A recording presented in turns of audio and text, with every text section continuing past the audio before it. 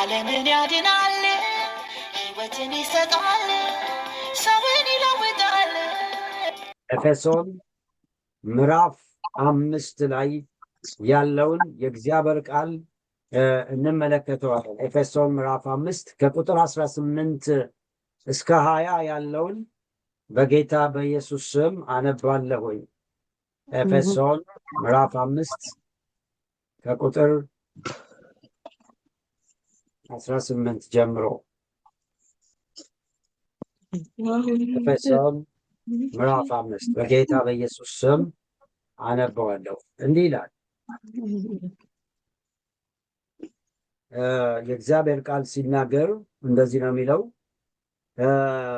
18 ልጀምር። መንፈስ ይሙላባችሁ፣ አሜን። መንፈስ ይሙላባችሁ እንጂ በወይን ጠጅ አትስከሩ፣ ይህ ማባከን ነውና፣ በመዝሙርና በዝማሬ በመንፈሳዊ ቅኔ እርስ በርሳችሁ ተነጋገሩ፣ ለጌታ በልባችሁ ተቀኙና ዘምሩ። ሁል ጊዜ ስለ ሁሉ በጌታችን በኢየሱስ ክርስቶስ ስም አምላካችንንና አባታችንን ስለ ሁሉ አመስግኑ። አሜን፣ አሜን፣ አሜን፣ አሜን። ሃሌሉያ። መንፈስ ይሙላባችሁ። ከዛ በኋላ ደግሞ ምን ሆኑ?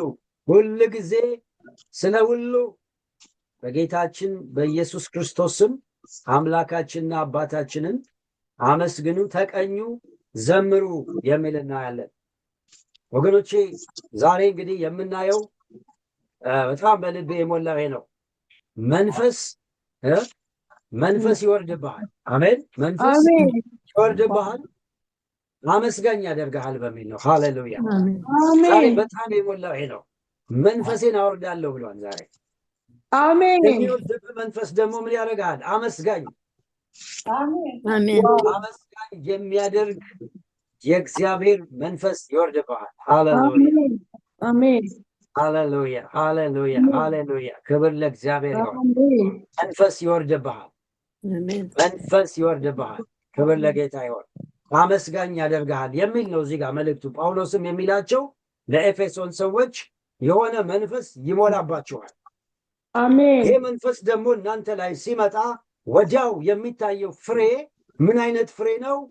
በልባችሁ ለእግዚአብሔር የመዘመር፣ ለእግዚአብሔር የመቀኘት፣ ለእግዚአብሔር ደግሞ በሁሉ ስለ ሁሉ እግዚአብሔርን እንድታመሰግኑ የሚያደርጋችሁ ነገር ነው። ይሄ መንፈስ አሁን የሚገባው የምትሞሉት መንፈስ እንዲህ አይነት ነው ይላል። ወገኖቼ ሆይ እግዚአብሔር የተመሰገነ ይሁን። ይህ ትልቅ ምስጢር ነው ዛሬ የምነግራችሁና መንፈስ ይወርድብሃል። አሜን። ይመጣብሻል ዛሬ በኢየሱስ ስም። በእርግጠኝነት ቃሉ ሲሰበክ መንፈስ ይመጣብሃል። ቃሉ ሲሰበክ መንፈስ ነው የሚወርድባችሁ። መንፈስ ተጠባበቁ። መንፈስ ቅዱስ ማለት ነው። ዛሬ የሚያስፈልገን ለዘመኗ ቤተክርስቲያን፣ ለእኔና ለእናንተ የመንፈስ ቅዱስ ሙላት ነው። የመንፈስ ቅዱስ መሞላት ነው ዛሬ የጎደለን። ብር አይደለም፣ ወርቅ አይደለም፣ እውቀት አይደለም የጎደለሽ፣ ሆሊ ስፒሪት ሙላት ነው። እግዚአብሔር ደግሞ የዘመኗን ቤተክርስቲያን በመንፈስ ቅዱስ ነው የሚሞላት። ጳውሎስ የሚለው ይህንን ነው፣ በመንፈስ ተሞሉ ይላል። ሃሌሉያ። ይሄ የመጨረሻው ዘመን ምን አይነት መሰላችሁ? በኤፌሶን 3 ላይ ሲናገር የመጨረሻው ዘመን ትውልድ ምን አይነት ትውልድ ነው? አስጨናቂ ዘመን እንደሚመጣ ይህን ወቅ ይላል። አስጨናቂ ዘመኑን አስጨናቂ የሚያደርገው ደግሞ የሰዎች ባህሪ ነው። እዛ ጋ የተጠቀሰው ገንዘብ የሚወዱ፣ ራሳቸውን የሚወዱ ብዙ ነገር ካለ በኋላ የማያመሰግኑ ይላል። ዘመኑ የመከራና የጭንቀት የሆነበት ዋናው ምክንያት የማያመሰግኑ ሰዎች ስለሚበዙ ምድር ላይ፣ በእግዚአብሔርም ቤተ ክርስቲያን የማያመሰግኑ ሰዎች ስለሚበዙ ቤተሰብ ተጨናቂ ይሆናል። ቤተ ክርስቲያን ተጨናቂ ትሆናለች። ራሳችን ተጨናቂ እንሆናለን። ለምን? የማያመሰግን ትውልድ ይበዛል ተብሏል በቸርች ውስጥ። ስለዚህ ነው እግዚአብሔር መንፈሱን በመጨረሻው ዘመን መንፈሴን ስጋ በለበሰ ሁሉ ላይ አፈሳል ያለው ለምንድን ነው? የመጨረሻው ዘመን የማያመሰግን ትውልድ ስለሚበዛ እግዚአብሔር ደግሞ እኛ አመስጋኞች እንድንሆን ሊረዳን ስለፈለገ መንፈሱን አፈሰሰልን። ክብር ለእግዚአብሔር ይሆን። አሜን ዛሬም ወገኖቼ ሆይ እግዚአብሔር በአንቺና በእኔ ላይ ማየት የሚፈልገው አመስጋኞች እንድንሆን ነው። ሁል ጊዜ ይላል እዚህ ጋር ተመልከቱ። ሁል ጊዜ ስለ ሁሉ የምናመሰግን ሰዎች እንድንሆን እግዚአብሔር ይፈልጋል። አንቺ ላይ ማየት የሚፈልገው ሁል ጊዜ ስለ ሁሉ ነገር እግዚአብሔርን ተመስገን ስትዩ፣ ተመስገን ስትለው፣ ስትባርከው ማየት መንፈስ ቅዱስ ይሄን ነው የሚፈልገው። አሜን ኢየሱስ የሚፈልገው ይሄንን ነው። ለዚህ ነው ጳውሎስ መንፈስ ይሙላባችሁ፣ መንፈስ ይወርድባችኋል። ይሄ መንፈስ ሲመጣ ደግሞ ወዲያው የሚያደርገው ነገር ቢኖር መንፈሳዊ ቅኔ ልባችሁ ውስጥ ያስቀምጣል። ምስጋና ውስጣችሁ ያስቀምጣል። እንድትዘምሩ የሚያደርግ፣ እንድትቀኙለት የሚያደርግ፣ በሁሉም ስለ ሁሉ ተመስገን እንድትሉ የሚያደርጋችሁ መንፈስ ነው የሚገባባችሁ ይላል። አሁን በዚህ ዘመን ለምንድን ነው አመስጋኝነት የጠፋው ስንል ወገኖቼ፣ የጠፋው የመንፈስ ቅዱስ ሙላት እየጎደለ ስላለ ነው ብዙ ችግር ያለው ዛሬ በእያንዳንዳችን ህይወት። ምስጋና ለምን ጠፋ ብትል፣ ወይ በአንተ ህይወት ጠፍቶ ከሆነ የምታመሰግን ካልሆነ ብዙ ችግሩ ምንድን ነው? የመንፈስ ሙላት ተቀንሷል ማለት ነው በህይወት። መንፈስ የሚሞላ ነገር ነው ወገኖቼ። አንዴ ተቀብለናል፣ የእግዚአብሔር መንፈስ በእኛ ውስጥ አለ። ግን ሁል ጊዜ ይሙላባችሁ ነው የተባለ። ይኸው ሁሌ ይሙላባችሁ። እዚህ ጋር ያለው የግሪኩ ቃል ምንድን ነው? ኮንቲኒስ ቴንስ የሚባለው በየጊዜው ተሞሉ የሚለውን ነው የሚያሳየው። መንፈስ ይሙላብህ ማለት አንዴ ተሞልተ በልሳን ጸለይክ ከዛ በኋላ ቆመ ማለት አይደለም። በመንፈስ መሞላት ማለት የጀለት ነው። ሁል ጊዜ ማለዳ ማለዳ የምትሞላው ነገር ነው።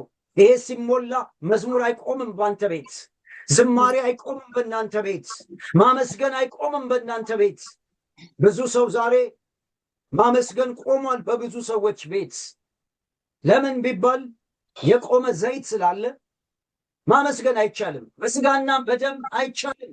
እውነተኛ ምስጋና ማቅረብ አይቻልም። በመፎከር አይቻልም። ከዚህ ቀን በኋላ አመሰግናለሁ በማለት በመወሰንም አይቻልም። ነገር ግን ሆሊ ስፒሪት ውስጥ ሲገባ የእግዚአብሔር መንፈስ ሲሞላሽ ግን ከውስጥ ነው የሚጀምረው። እውነተኛ ምስጋና ከልብ ነው የሚጀምረው። አንዳንድ ጊዜ አርቲፊሻል መዝሙር አለ፣ አርቲፊሻል አምልኮ አለ፣ አርቲፊሻል የሆነ ሜካኒካል የሆነ ነገር አለ፣ ውጫዊ የሆነ ነገር አለ፣ ውጫዊ የሆነ እንቅስቃሴ ብቻ አለ፣ ከውስጥ የለም። ነገር ግን ከውስጥ የሆነውን ጳውሎስ የሚለው በመዝሙርና በዝማሬ በመንፈሳዊ ቅኔ በልባችሁ ለእግዚአብሔር እንድዘምሩ የሚያደርገው የመንፈስ ቅዱስ ሙላት ነው ይላል። ሃሌሉያ! ክብር ለጌታ ይሆን። ዛሬ ወገኖቼ ሆይ መንፈስ ይገባባችኋል። አሁን እየዘመሩ ይሞላባችኋል። ዛሬ እግዚአብሔር ሁል ጊዜ አመስጋኞች ሁኑ ነው የሚላችሁ። ዛሬ እግዚአብሔር የሰራት ቀን ይህች ነች። ሁሌ ማመስገን አለብን። ይሄ የሚቻለው ደግሞ በምንድን ነው? በመንፈስ ቅዱስ አማካኝነት ነው። ካለዛ አይሆንም። መንፈስ ሲገባብን በጊዜውም ካለ ጊዜውም ማመስገን እንችላለን። ምን ማለት ነው? ነገር ሲሳካ ብቻ አይደለም ማለት ነው። ሳይሳካም ይሄ ውስጥ ያለው መንፈስ እንድታመሰግን ያደርጋል። ሲኖርማ ማመስገን በጣም ቀላል ነው። አሕዛብም ያመሰግናል። ስራ ሲይዙ ተመስገን ይላል። ትዳር ሲይዙ ተመስገን ይላል። ብዙ ነገር ተመስገን ይላል። ሲጎድል ነው ችግሩ። ስለዚህ ወገኖቼ የኛ ውስጥ ያለው መንፈስ እንደዛ አይደለም። በጊዜውም አለጊዜው ሁሉ ጊዜ ስለ ሁሉ የሚያስመሰግን መንፈስ በኢየሱስ ስም ይግባብን ዛሬ። አሜን። በጌታ በኢየሱስ ስም ይሄ መንፈስ ቅዱስ ዛሬ በላያችሁ ላይ ይምጣ። እግዚአብሔር የተባረከ ይሁን። ይሄ መንፈስ ኢዮብ ላይ ነበረ። ኢዮብ ብዙ ነገሩ ተመቶበት፣ ልጆቹ ተመተው ሞተውበት ማለት ነው። ጤናው ተመቶ ሁሉ ነገር ጨለማ ሆነው ያመሰግን ነበረ። እግዚአብሔር ሰጠ፣ እግዚአብሔር ነሳ። የእግዚአብሔር ስም የተመሰገነ ይሁን። ለምን? መንፈስ ነበረ ውስጡ። የእግዚአብሔር መንፈስ በኃይል ሲኖርብህ ስታገኝ ብቻ አይደለም፣ ስታጣም ታመሰግናለህ። ሲጎድል ብቻ አይደለም፣ ሲሞላ ብቻ አይደለም፣ ሲጎድልም ያመሰግናል። ለዚህ ነው ይሄ መንፈስ የሚያስፈልገን። መንፈስ ግን ከሌለብን በሙላት ስናገኝ ብቻ አመስጋኝ ነው የምንሆነው። ስናጣ ደግሞ እናለቅሳለን፣ እናማርራለን። እንደ እስራኤላውያን ማማረር ነበር የነሱ ህይወታቸው። ስለዚህ ያለ መንፈስ ቅዱስ አይሆንምና ዛሬ መንፈስ ይገባባችኋል፣ መንፈስ ይሞላባችኋል። መንፈስ ወይ ሙላብኝ በሉት። እግዚአብሔር በመንፈስ ቅዱስ ይምላባችሁ። እኔ ራሴ እንዲሞላብኝ በየዕለቱ ጸልያለሁ። ለምን? መንፈስ ሲሞላብህ አውቶማቲካሊ ታመሰግናለህ፣ ያለምንም ቅስቀሳ። ልክ ሰዎች በመንፈስ ቅዱስ ሲሞሉ የሚታይ ምልክት አለ። እኔም በራሴ ሕይወት አይቻለሁ። አሁንም እየተሞሉ ያሉ ሰዎች አይቻለሁ። ልክ ሲሞሉ የሚቀየረው ምንድን ነው? ማጉረምረማቸው ይጠፋና ምስጋና ነው፣ አምልኮ ነው። ኪችን ውስጥ ቁጭ ብለው ማመስገን ነው። አልጋቸው ላይ ሆነው መዘመር ነው። ሰው በመንፈስ ሲሞላ ይሄ ነው ላዩ ላይ ያለው። መንፈስ ግን እየራቀ ሲመጣ ተኝቶ ማጉረምረም፣ ኪችን ውስጥ ሆኖ የጎደለ በማየት መኪና እየነዱ በሐሳብ በትካዜ መቀመጥ፣ በጌታ በኢየሱስ ስም ይሄ መንፈስ የተወጋ ይሁን። አሜን። በኢየሱስ ስም ከኛ ላይ ይሰበር። እግዚአብሔር መንፈሱን ይሞላብናል። የምስጋና መንፈስ ልክ ኤልሳቤጥ መንፈስ ቅዱስ ሲሞላባት በሉቃስ ወንጌል ላይ ኤልሳቤጥም የማርያምን ሰላምታ በሰማች ጊዜ እንሱ በማፀኗ ዘለለ፣ በኤልሳቤጥም መንፈስ ቅዱስ ሞላባት። ሃሌሉያ! መንፈስ ሞላባት፣ በታላቅ ድምፅ ጮሃ አመሰገነች ይላል። በቃ አንቺ ከሴቶች መካከል የተለየሽ ነሽ፣ የተባረክሽ ነሽ፣ ብዙ ነገር ነው ያለችው። ጮሃ። መንፈስ ሲሞላብን ዝም ማለት አንችልም። ጩጩ ይለኛል እንዳለ ዘማሪው፣ መንፈስ ሲሞላባት ጩኸች ይላል። ጮኸ አታውቅም እንደዚህ አይነት ጩኸት ኤልሳቤጥ። በጣም ምናልባት ዝምተኛ ሳትሆን አትቀርም። አሁን ግን ይሉኝታም አልያዛትም። በታላቅ ድምፅ ጮኻ የማፀንሽ ፍሬ የተባረከ ነው፣ ውስጥሽ ያለው ኢየሱስ ትልቅ ነው፣ አንቺን እንደዚህ ያደረገ እሱ የተባረከ ይሁን። ምስጋና ነው የሚሞላው። የእግዚአብሔር መንፈስ ሲገባባችሁ ስትሞሉ ወዲያው በምስጋና ውስጣችሁ ሙቀት ይጀምራል። ማጉረምረም ይጠረጋል። በኢየሱስ ስም የተጠረገ ይሁን። አሜን። ማጉረምረም ከኛ ይወሰድልን። አሜን። መንፈስ ቅዱስ ይምጣብን። በመንፈስ መሞላት ይሁንልን። ሃሌሉያ አሜን። ወገኖቼ ሆይ ዛሬ የመንፈስ እጥረት ነው ማጉረምረም ውስጣችሁ የሚያስቸግራችሁ። ሁል ጊዜ ኮምፕሌን የምታደርጉ፣ ሁል ጊዜ በቃ ጌታ ማመስገን ያቃታችሁ ካላችሁ ዛሬ ለእናንተ መንፈስ ይመጣባችኋል። አሜን። እግዚአብሔር ይሞላችኋል። ታሪክ ይለወጣል። ታሪክ ይለወጣል። እግዚአብሔር ታሪክን የሚለውጥበት በመንፈስ ቅዱስ ሙላት ነው። ስለዚህ ዛሬ ስለ መንፈስ ሙላት ነው የነገርኳቸው። መንፈስ ሲሞላ ምስጋና፣ አምልኮ፣ ዝማሬ ይገባል። ዳዊትን የተለማመደ ሰው ነው። ዳዊት ብዙ ጊዜ ይላል በቃ በኃጢአት እንኳን በሰራ ጊዜ መዝሙር ከውስጡ ሲጠፋ በጣም አዘነ። ኃጢአት ሁል ጊዜ ሕይወታችን ሲበዛ መንፈስ ቅዱስ ያዝናል። መንፈስ ቅዱስ ሲያዝን መዝሙር ይጠፋል። እና ዳዊት በዛ ጊዜ እንዲህ አለ፣ አቤቱ ንጹሕ ልብን ፍጠርልኝ አለ። አቤቱ ጌታ ሆይ አለ፣ ንጹሕ ልብን ፍጠርልኝ ብሎ ንስሐ ከገባ በኋላ እባክህ እግዚአብሔር ሆይ የቀናውን መንፈስ በውስጤ እንደገና አድስልኝ አለው። እንደገና እንድዘምር አድስልኝ እባክህ። የቀናውን መንፈስ በውስጤ አድስልኝ። ከፊትህ አትጣለኝ። ቅዱስ መንፈስ በእኔ ላይ አትውሰድብኝ። የማዳንን ደስታ ስጠኝ። በሽታን መንፈስ ደግፈኝ። እንደገና አቤቱ ከንፈሮቼን ክፈት፣ አፌም እንደገና ምስጋናን ያውራ። አሜን ሃሌሉያ። ዳዊት መንፈሱን ነበር የሚጠይቀው። ለምንድን ነው የፈለገው? እንዲዘምር ምስጋና እንደገና ከውስጡ እንዲወጣ የሚያደርገው መንፈስ ቅዱስ ስለሆነ እባክህ መንፈስ ቅዱስን አትውሰድብኝ። መንፈስህ ውስጤ ከሌለ መዝሙር አልዘምርም። እግዚአብሔር ወይ አንተን ማመስገን አልችልም። አቤቱ አትውሰድብኝ፣ ሌላውን ውሰደው። ቅዱስ መንፈስን አትውሰድብኝ። ዛሬ ወገኖች ሁሉ ነገር ይወሰድ፣ መንፈስ ቅዱስ አይወሰድባችሁ። የመንፈስ ቅዱስ ሙላት አይጉደልባችሁ። የመንፈስ ቅዱስ ፕሬዘንስ ከእናንተ ላይ አይጥፋ። ይሄ ሲጠፋ ነው ዳዊት በቃ እባክህ እግዚአብሔር ጨለመበት። በቃ መዝሙር ከውስጡ እግዚአብሔር ማመስገን ሲጠፋበት በቃ ቆዘመ። እባክህ ናፈቀኝ እግዚአብሔር ሆይ እንደገና መንፈስ ቅዱስ በእኔ ላይ ይምጣ፣ እንደገና ሙላብኝና እባክህ አፌ እንደገና ምስጋናን ያውራ። እንደገና ከንፈሮቼን ክፈታቸው፣ እባክህ ላመስግን መንፈስን አምጣልኝ አለ።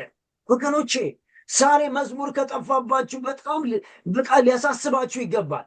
ምስጋና ከጠፋብን እውነት ነው የምላችሁ፣ በጣም ብዙ ብር እንዳጣን ሊሰማን ይገባል። ምስጋና ከጠፋ እኮ ብዙ ነገራቸው አብሮ ነው የሚጠፋው።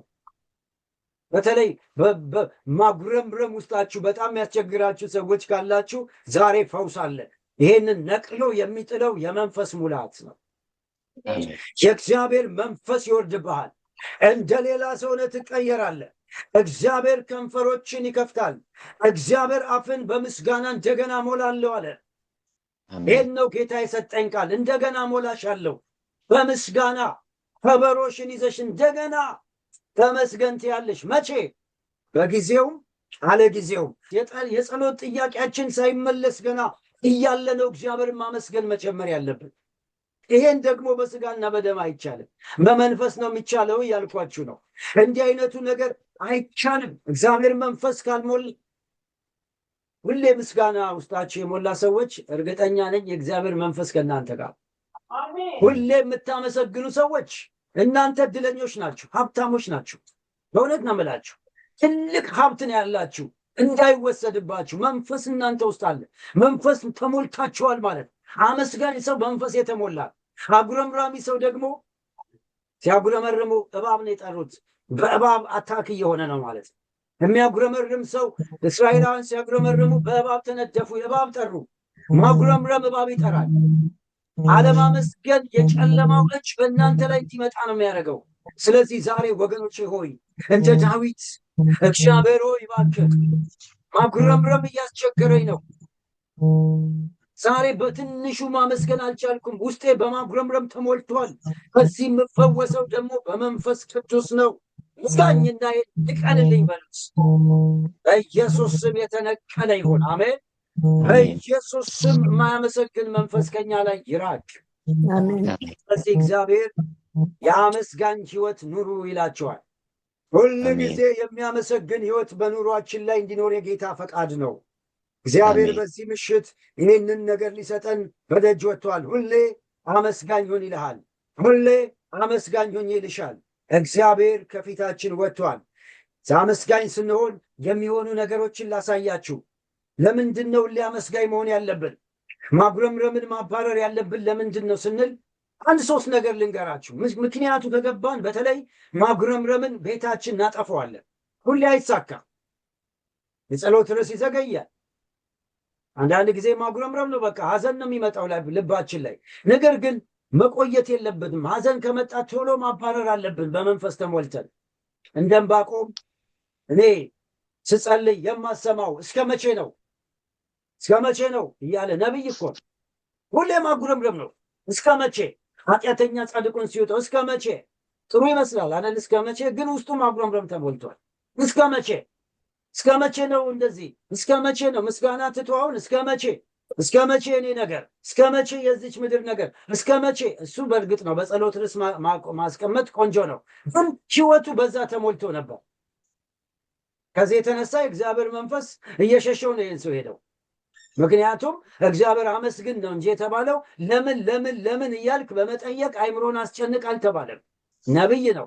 ስለዚህ እግዚአብሔር ምን አደረገው? ይህን ሰው በቃ አይኑ ተይዟል። አይኑ ስለተያዘበት ምን አደረገው? ወሰደውና መገለጥ ሰጠው። እግዚአብሔርን አየው፣ ረጅም ከፍ ባለ ዙፋን ላይ ተቀምጦ። አቤቱ አለ። በቃ ልክ ጌታን ሲያይ መንፈስ ወደ ውስጡ ገባ። እግዚአብሔርን ሲያይ አይኑን ሲከፍትለት አቤቱ እግዚአብሔር በተቀደሰ መቅደሱ አለ። ስጋ ለባሽ ዝም ይበል አለ። ዝም ይበል ስጋ ለባሽ። እኔም ማላቀውን ዝም ብዬ ጥያቄ ስጠይቅ እግዚአብሔር በዙፋኑ ላይ ነው። ማመስገን ጀመረ። ዛሬ ወገኖቼ ሆይ ምናልባት ማመስገን ያቃተን ለምን እንደዚህ፣ ለምን የልጄ፣ ለምን የቤቴ፣ ለምን የኢኮኖሚ፣ ለምን የምትሉ ካላችሁ ለምን የሚባል ጥያቄ መልስ የሚሰጣችሁ መንፈስ ቅዱስ እናንተ ውስጥ ስትሞሉ ብቻ ነው። የእግዚአብሔር መንፈስ ሲመጣ ነው መልስ የሚሰጣችሁ። ሁኔታው ሳይቀየር ከመንፈስ ቅዱስ ጋር ሲገናኝ ዕንባቆም እግዚአብሔርን ማየት ሲጀምር ሁኔታው አልተቀየረም፣ እሱ ግን ተለወጠ። ምዕራፍ 3 ላይ እንዲህ ማለት መዝሙር አወጣ። ወዲያው መዝሙር ጀመረ። ምን የሚል? ምንም እንኳን በለስ ባታፈራ፣ በወይንም ማረግ ፍሬ ባይገኝ፣ ከብቶች በጋጣ ባይገኙ፣ እኔ ግን በእግዚአብሔር ደስ ይለኛል፣ በመድኃኒቴም አምላክ ሐሤት አደርጋለሁ። ጌታ እግዚአብሔር ኃይሌ ነው። አሜን ወገኖቼ።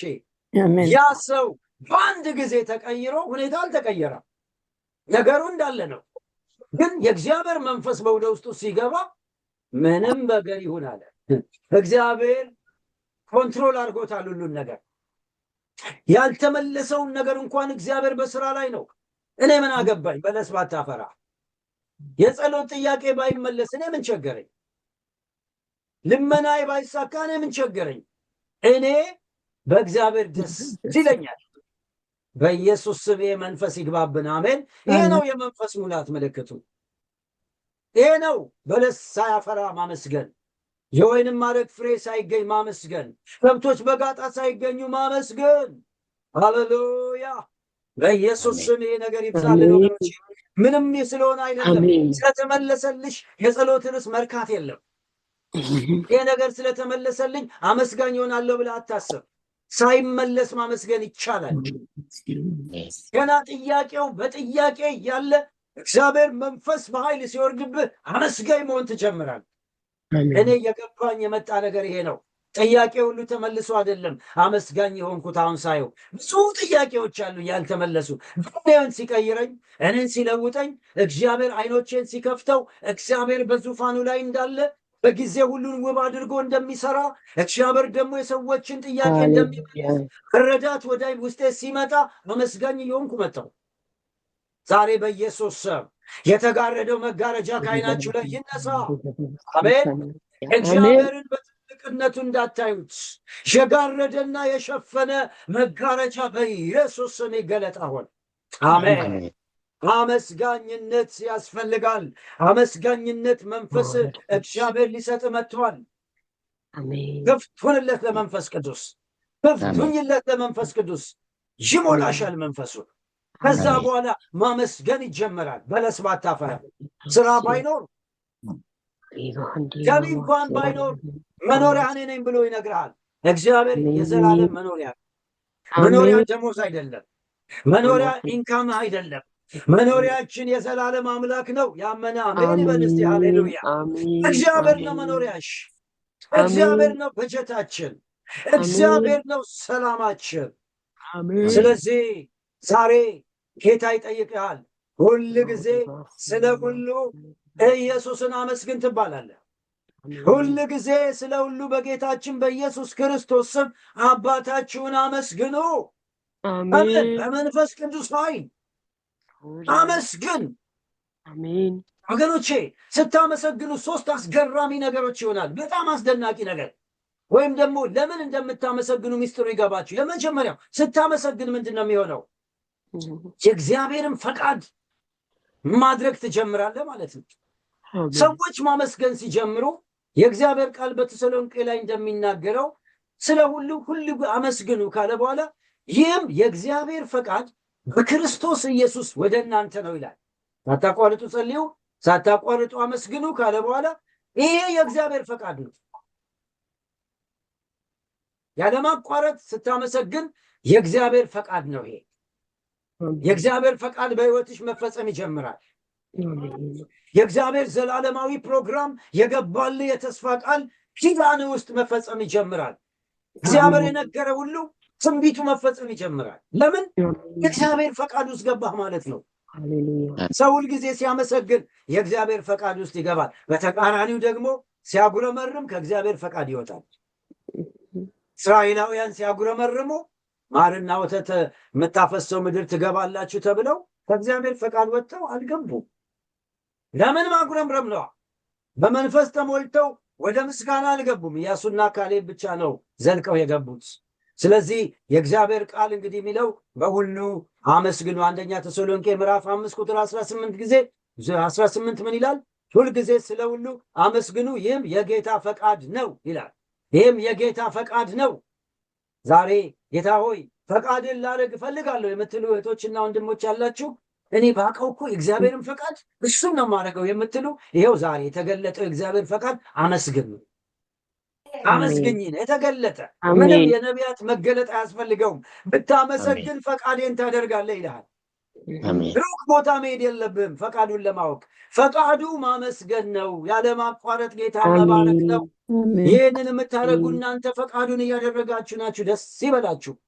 እግዚአብሔር ይመስገን። በደስታም በሐዘንም እግዚአብሔርን የምታመሰግኑ ሰዎች እናንተ የእግዚአብሔር ፈቃድ በሕይወታችሁ ይፈጸማል። የእግዚአብሔር ነገር በእናንተ ሕይወት እየተፈጸመ ነው ያለው። አመስጋኝነት በእውነት ኮንፊደንስ ይፈጥርላችኋል። በእግዚአብሔር ላይ መተማመን ይፈጥርላችኋል። በፈቃድ ውስጥ እንድትገቡ ያደርጋችኋል። ስለዚህ በጌታ በኢየሱስ ስም አመስጋኝነት ዛሬ ይብዛላችሁ። አሜን። በኢየሱስ ስም ይብዛላችሁ አመስጋኝነት። ዮሴፍ አመስጋኝ ነበረ። ኢዮብ አመስጋኝ ነበረ። ዳዊት አመስጋኝ ነበረ። ሃሌሉያ። ሙሴ አመስጋኝ ነበረ። ኢያሱ አመስጋኝ ነበር። ግን ችግር አለ በሕይወታቸው። ኢያሪኮ እያለ ያመሰግናሉ። ዳዊት በጦር ሳኦል እያሳደደው ያመሰግናል። ዋው! ኢዮብ ያ ሁሉ ችግር እየደረሰበት አመስጋኝ ነው። ለምን በትንሹ ታዝናለህ? ለምን ታንጎራጉራለህ? ዛሬ ተው ነው የሚልህ። በአንደኛ ቆሮንቶስ ላይ እንደተጻፈው ምዕራፍ 10 ላይ የዘመናት መጨረሻ የደረሰብንን ይገስጸን ዘንድ ተጻፈ ይላል። ምን? እንዳጉረመረሙና በእባብ እንደተነደፉ አንዳንዶችም እንደሞቱ እናንተም እንዳይደርስባችሁ ማጉረምረም በኢየሱስ ስም ይወገድ። አሜን። ይወገድ። መንፈስ ሲሞላብህ መስጋኝ ትሆናለህ። ዛሬ እኮ መንፈስ ስላነሰ ነው የምታጉረመርመው። መንፈስ ሲገባብህ ትቀየራለህ። ዛሬ መንፈሱ እየገባብህ ነው ያለው። አሜን። እየሞላባችሁ ነው ያለው። ይህን ቃል በምትሰሙ ሁሉ ላይ የእግዚአብሔር መንፈስ እየወረደባችሁ እንዳለ አምናለሁ። ለምን? ቃሌ መንፈስ ነው ብለዋል ጌታ።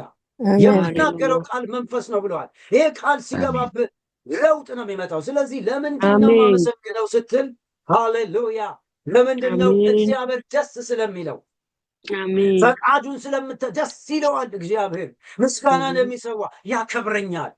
ሃሌሉያ። እባክህ ጌታ ሆይ ላክብር ትሉታላችሁ አይደል? ብዙ ልመና።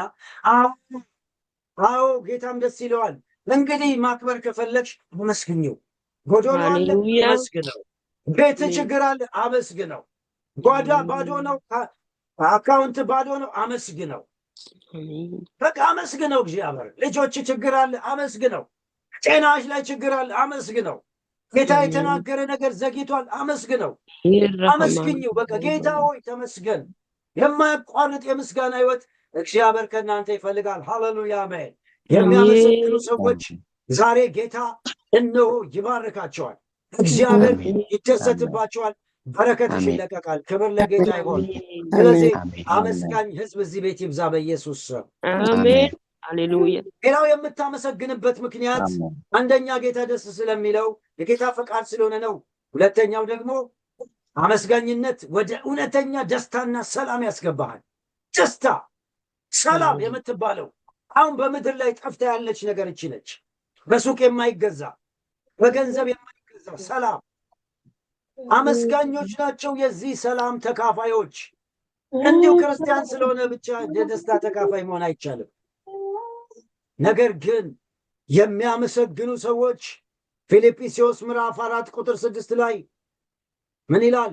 በጸሎትና በምልጃ በምስጋና ጋር በእግዚአብሔር ፊት ልመናችሁን አስታውቁ ይላል። ሁልጊዜ በጌታ ደስ ይበላችሁ። ደግሜ እላለሁ ደስ ይበላችሁ። አሜን። ጌታ ቅርብ ነው። በጸሎትና በምልጃ ከምን ጋር? ከምስጋና ጋር ልመናችሁን አስታውቁ እንጂ በአንዳች አትጨነቁ። አልጨነቅም በል ዛሬ በኢየሱስ ስም አሜን። በጸሎትና በምልጃ ከምስጋና ጋር ችግር የለም አላለም። የሚያስጨንቅ የለም አላለም ቃሉ። እውነት ነው አለ፣ የሚያስጨንቅ ብዙ አለ። ግን በጸሎት በእግዚአብሔር ፊት በጾምም ሆነ በጸሎት አቅርበው ጣለው እኔ ላይ ይላል አባትህ። ታየው እኔ ላይ ጌታ ቅርብ ነው። ሃሌሉያ። ለምን ታጉረመርማለህ? ቅርብ የሆነ ጌታ እያለ የሚጨንቅህን ነገር ይዘህ በጾም በለው በጸሎት በለው ያስቅረቤ ጌታ ሆይ አባቴ ይሄ ነገር ትችላለህ፣ አንተ ኤልሻዳይ ነህ፣ ይኸው ጣልኩልህ። ከዛ ከምስጋና ጋር ቴንኪው እያልክ ጋር ትችላለህ፣ የኔ አባት ትችላለህ፣ ይህን ችግር ልታንከባልለው ትችላለህ፣ ይህን በሽታ ልትነቅለው ትችላለህ፣ ይህን ሐዘን ከላይ ልትሰብረው ትችላለህ። አመስግን አብረህ። አንዳንድ ሰው በቃ ሁሌ ስላጉረመረመ እግዚአብሔር ልቡ ራርቶ የሚመልስ ይመስሏልና ሁሌ ማጉረምረም የሚሞሉ ሰዎች አሉ። ነው፣ ልክ አይደለም። አልቅሱ፣ ለምኑ፣ ጸልዩ፣ ከዛ አመስግኑ። ለጌታ ሰጣችሁ ቴንኪው በሉት። አንተ ኤልሻዳይ ነህ በሉት። አንተ እኔ እንዲህ ስሆን የማሰማው ምን እስከመቼ ነው? እንደው ሞቼ በቀረው እንደ በቃል ምንድን ነው የምንል አይነት ማጉረምረም መኖር የለበትም። ጸልይ፣ ከዛ አመስግን። አይምሮን ሁሉ የሚያልፍ የእግዚአብሔር ሰላም ይላል ልባችሁና አይምሮአችሁን ይጠብቃል። አሜን አሜን። አመስጋኝ ስትሆን አይምሮን ሁሉ የሚያልፍ ሰላም፣ እረፍት፣ መንፈስ ቅዱስ የሆነ ደስታ ውስጥሽ መሙላት ይጀምራል። አሜን። ዛሬ እኮ ብዙ ክርስቲያን በረብሻ ነው ያለው። ኑሮ ያስጨንቀዋል። ኑሮ ብዙ ሁላችንም በቃ እዚህ ምድር ላይ ስላለንም ያስቸግራለን። ጌታ ፊት ጥለው እርፍ የሚሉ ሰዎች በደስታ ይሞላሉ። ዓለም የሌላት ሰላም ኢየሱስ ይሰጣል። አመስጋኞች በደስታና በሰላም የተሞሉ ናቸው። በረብሻ ዓለም ውስጥ እየኖሩ በችግር ውስጥ እየኖሩ ሰላም አለ። ሰላም አለኝ እንደ ወንዝ የሚፈስ ደረጀ ሲዘምር አይደል? አይምሮን የሚያረሰርስ ሰላም አለኝ፣ የማይደፈርስ ሰላም አለኝ። አሜን። ሰላም አለሽ ወይ? ደስታ አለ ወይ? በኢየሱስ ሆነ። አመስጋኝ ከሆንክ ሰላም ይበዛልሃል። አመስጋኝ ከሆንክ ርፍ ትላለህ። ታንኳ እየተናወጠ ሰላም ለአንተ ይሆናል። ሰላም ለአንቺ ይሆናል። ዘማሪ ሲዘምር ምን አለ? ኢየሱስ ሰላሜ ነው ማን ይወስድብኛል? ከብርና ከወርቅ ሁሉ ይበልጥብኛል። አሜን አሜን አሜን። ኢየሱስ ሰላምሽ ነው። ስለዚህ ስታመሰግን ነው ሰላም የሚመጣው። ስታጉረመርም ሰላም ይጠፋል። ዛሬ እግዚአብሔር የአመስጋኝ ሕይወት ኑር ይልሃል። በማ በመንፈስ ቅዱስ መንፈሴን አመጣልሃለሁ። የሚያስጨንቅን ትጥለዋለህ። ጌታ ጣልቃ ገብቶ የሚያስጨንቅን መስበር ይጀምራል። ሃሌሉያ። ነህምያ ምዕራፍ 8 ቁጥር 10 ላይ የእግዚአብሔር ደስታ ኃይላችን ነው ይላል። ኃይል እኮ የሚሆንልህ ውስጥ ደስታ ስትሞላ ነው። ሰላም ሲኖር እኮ ነው ኃይል ለመስራት፣ ኃይል ለማገልገል፣ ኃይል ቤተሰብ ለመምራት፣ ኃይል ልጆች ለማሳደግ ኃይል የሚሆንልህ መቼ ነው? የእግዚአብሔር ደስታ ሲሞላ ነው። የእግዚአብሔር ደስታ ውስጥ ከሌለ መኖር ራሱ ደስ አይልም። መኖር ይከብዳል። ኑሮ ይጨንቃል። ስለዚህ ዛሬ እግዚአብሔር ይሄን ደስታ ልስጥህ ይላል። አመስግን። ስታመሰግን ይሄ የእግዚአብሔር ሰላም ወደ አንቺ ይመጣል፣ ወደ አንተ ይመጣል። ሃሌሉያ። አመስጋኝ ዮሐንስ 14:20 እኔ የምሰጣችሁ ሰላም ዓለም እንደሚሰጥ አይደለም፣ ልዩ ነው። ኢሳይያስ 26:3 ላይ በሱ ላይ ታምናለችና በሱ ለምትደገፍ ነፍስ በሰላም ትጠብቃታለህ። በጣም ወደው ቃል ነው። ኢሳይያስ 26:3 በሱ ላይ ታምናለችና በዙሪያዋ ችግር እያለ ጌታዋ ላይ እረፍ ብላለችና በሱ ለምትደገፍ ነፍስ፣ ምስጋና ለምታበዛ ነፍስ በሰላም ይጠብቃታል። በሰላም ቤቷን ይሞላል። በሰላም ውስጧን ይሞላል። ጦርነት እያለ ሰላም፣ ታንኳው እየተናወጠ ሰላም፣ ችግር እያለ ሰላም። በኢየሱስ ስም እግዚአብሔር አመስጋኝነትን ያብዛላችሁ። አመስጋኝ በሆናችሁ መጠን ይሄ ሰላም ኤክሰርሳይዝ እናደርገዋለን በኢየሱስ ስም። የመጨረሻው ዛሬ አመስጋኝ ስትሆኑ የሚገኘው ሶስተኛው ነገር ምንድን ነው? አመስጋኝነት ሲበዛ በውስጣችሁ ለእግዚአብሔር ለሆነ ታምራት በር ትከፍታላችሁ። በር እግዚአብሔር በታምራት ወደ እናንተ እንዲመጣ በር ትከፍታላችሁ። አመስጋኝ ሰዎች እግዚአብሔር ወደ እነሱ ጥያቄ እንዲመጣ በር ከፈቱለት ማለት ነው። መንገድ ቀደዱለት ማለት ነው።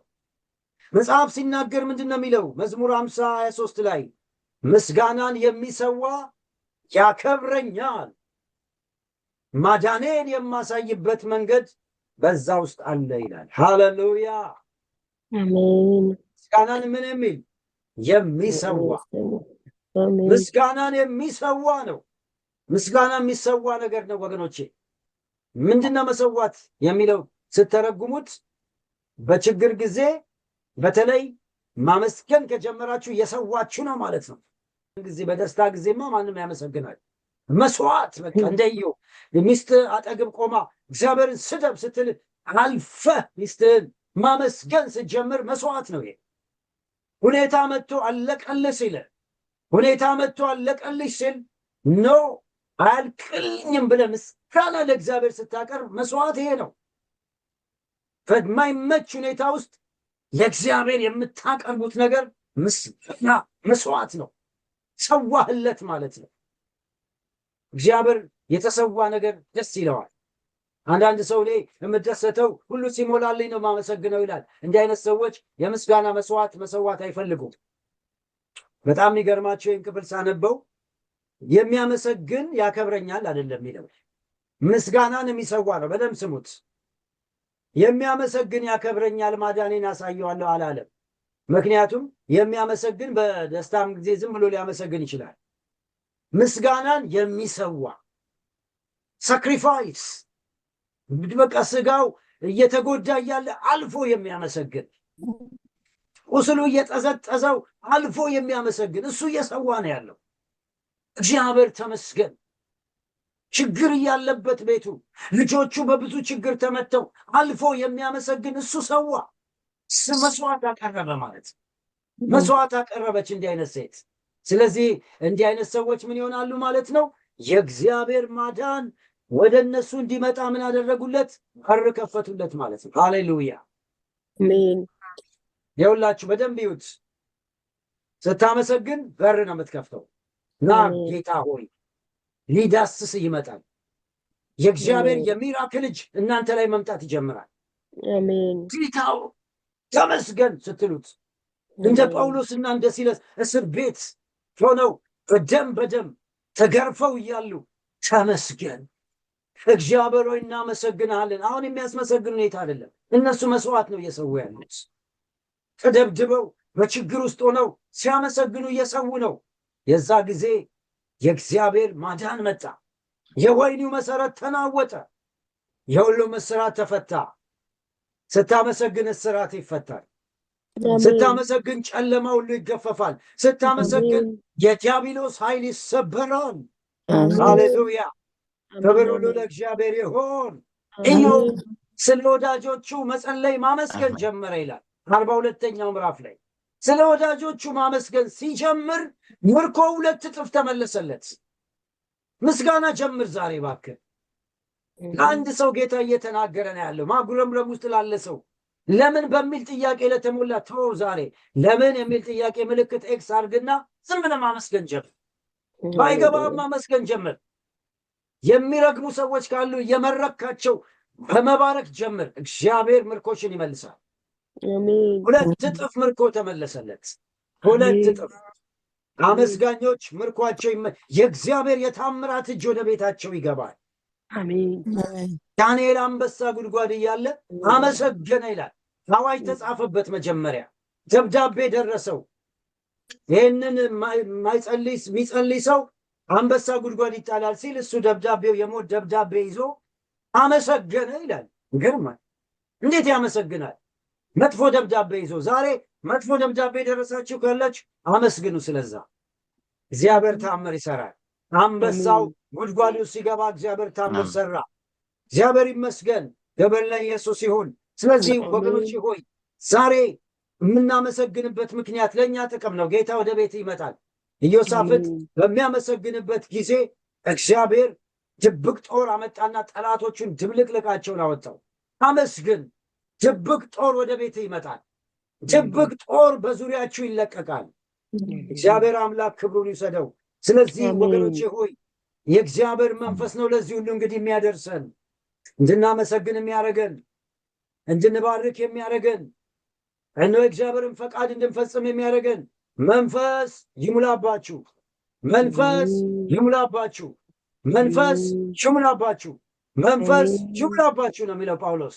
ይሄ መንፈስ ዛሬ የሆኑ ሰዎችን ይዞ ይወጣል። ዛሬ ትወጫለሽ፣ በመንፈስ በእግዚአብሔር መንፈስ ትወጫለሽ፣ በእግዚአብሔር መንፈስ ትወጣለህ። ሃሌሉያ! ሻ መንፈስ ውስጥ ሲገባ ጥሰ ብሬክ ስሩ ምስጋና ይወጣል።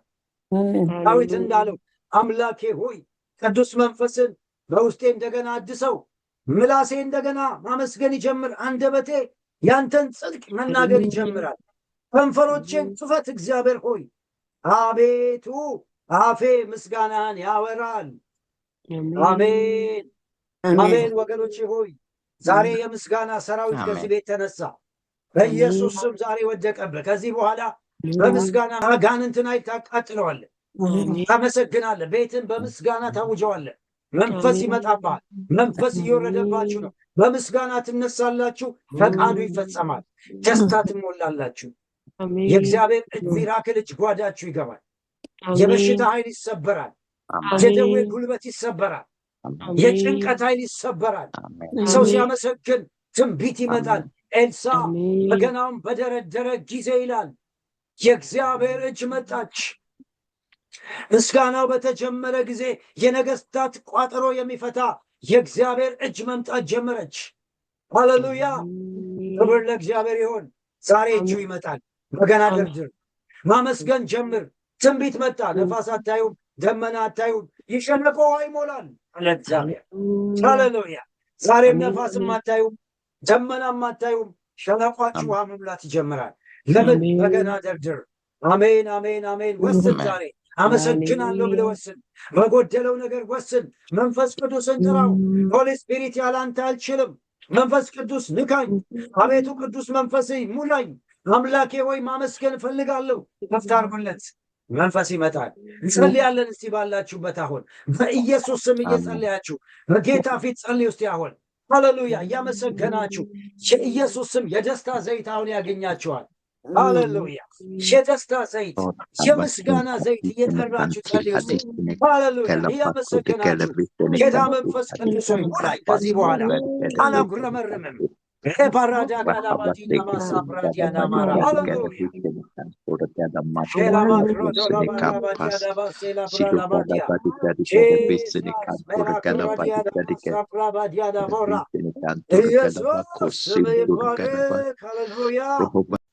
የሚጤስ ጧፌን አላጠፋህም፣ ቅጥቅጥ ሸምበቆይን ከቶ አልሰበርክም።